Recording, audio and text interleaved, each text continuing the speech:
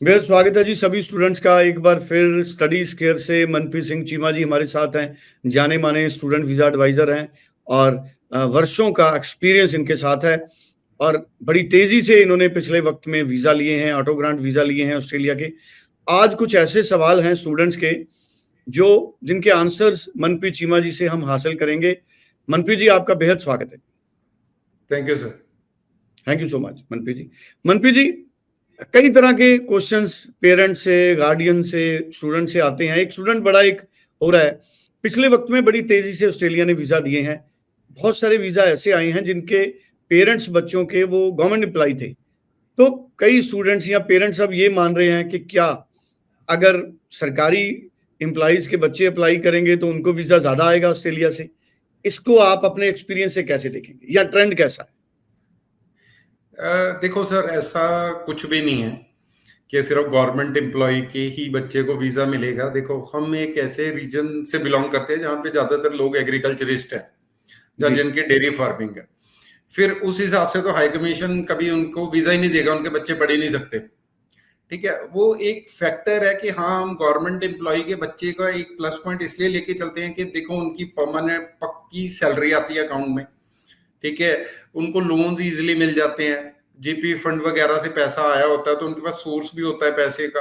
तो ये कुछ प्लस पॉइंट है कि जिस आईटीआर उनकी अच्छी होती हैं, जो गवर्नमेंट एम्प्लॉई है उन आईटीआर को जस्टिफाई करना उनके लिए थोड़ा इजी होता है। इसलिए हम ये बोलते हैं कि अगर कोई गवर्नमेंट एम्प्लॉई है तो उसको एक प्लस पॉइंट है उसका, जहाँ एक बेनिफिट है उसके बच्चे को कि थोड़ा सा बच्चे हम कॉन्फिडेंट होकर फाइल लगाते हैं कि वीजा निकल जाएगा। बट ऐसा कुछ भी नहीं है।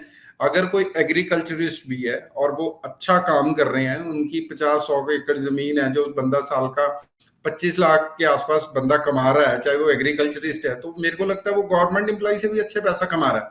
द ओनली थिंग इज कि शायद जो एग्रीकल्चरिस्ट हैं वो उनको थोड़ा सा अवेयरनेस कम है, थोड़ा अवेयर होना पड़ेगा कि वो अपने इनकम टैक्स रिटर्न्स फाइल करके रखें, अपने जो तहसीलदार सर्टिफिकेट्स हैं वो प्रॉपर हमें प्रोवाइड करवाएं, जे फॉर्म्स वगैरह प्रॉपर प्रोवाइड करवाएं। वीजा में प्रॉब्लम नहीं आएगी कभी भी, अगर वो अपनी इनकम को जस्टिफाई अच्छे से कर देंगे तो वीजा में कोई प्रॉब्लम नहीं आएगी। चीमा जी, बड़ी इंपॉर्टेंट आपने बातें कही। अब अगर कोई प्राइवेट सेक्टर में लोग हैं, एम्प्लॉइज हैं, जॉब करने वाले हैं प्राइवेट सेक्टर में, तो उनके पास ऐसा क्या हो कि उनको भी दिक्कत ना हो, उनके बच्चों को भी दिक्कत ना हो?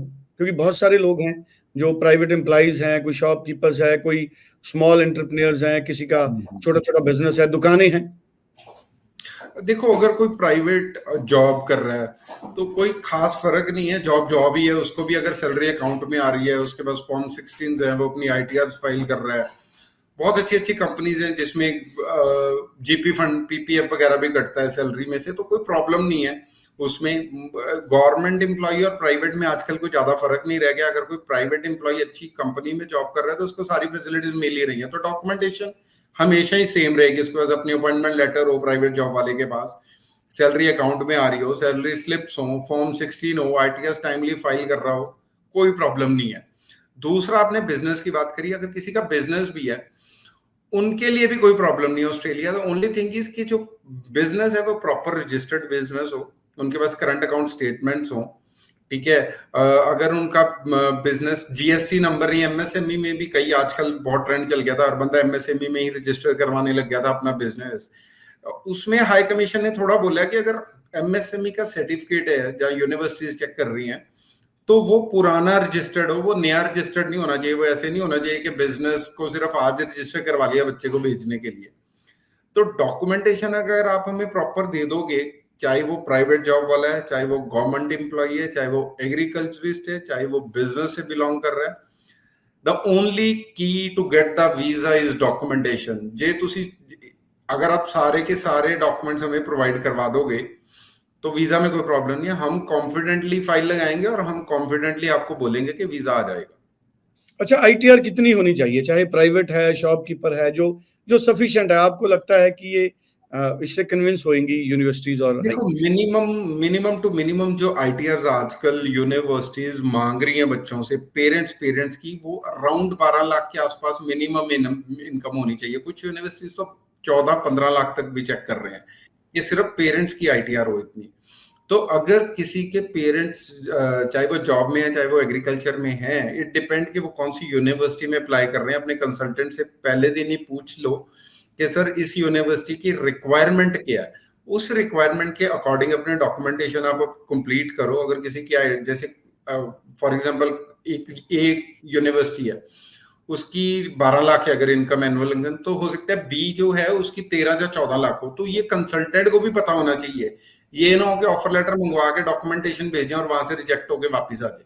तो very first day this is the responsibility of the parents and the student कि वो आप अपने कंसल्टेंट से पूछिए कि सर जिस यूनिवर्सिटी में मैं जा रहा हूं मुझे इसकी रिक्वायरमेंट आज ही बता दो, ताकि मैं अपनी डॉक्यूमेंटेशन कंप्लीट कर लूं जब तक मेरी ऑफर लेटर आए।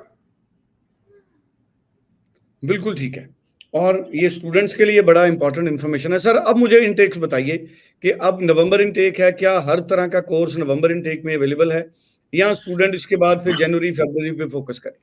देखो, अगर कोई स्टूडेंट नवंबर में जाना चाहता है तो हर कोर्स अवेलेबल है नवंबर में, सिर्फ नर्सिंग को छोड़ के।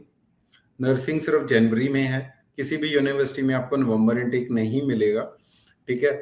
तो नर्सिंग में अगर कोई जाना चाहता है वो जनवरी, अदर देन हर बच्चे के पास अपॉर्चुनिटी है कि वो नवंबर में अप्लाई करे, चाहे वो मास्टर्स में जाना चाहता है चाहे वो बैचलर्स में जाना चाहता है।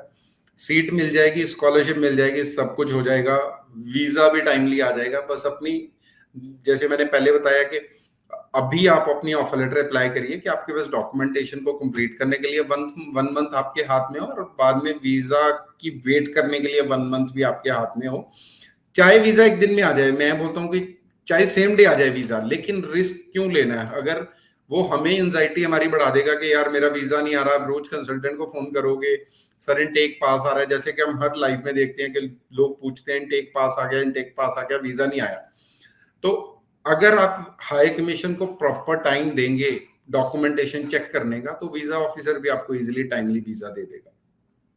जी चलिए, thank you so much Manpreet ji, बड़ी इंपॉर्टेंट इन्फॉर्मेशन मनप्रीत जी ने हमारे साथ शेयर की है।